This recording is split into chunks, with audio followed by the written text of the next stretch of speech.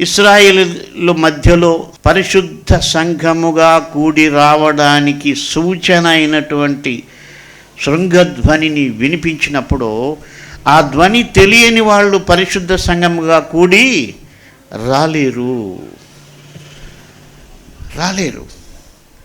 ఆ ధ్వని వారికి తెలిస్తే కదా రావడానికి.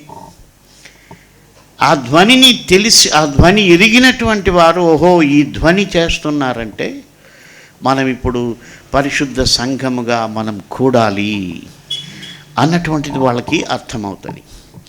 దేవుని మహాకృప ఏంటంటే మనకంత కన్ఫ్యూషన్ పెట్టకుండా ప్రతి వారికి వారి వారి భాషలో వారి వారి చేతిలో దేవుడు పరిశుద్ధ గ్రంథాన్ని పెట్టాడు. కాబట్టి మనం ఈ వాక్యపు ధ్వనిని మనం తెలుసుకోగలిగితే మనం ధన్యులం. హల్లెలూయా.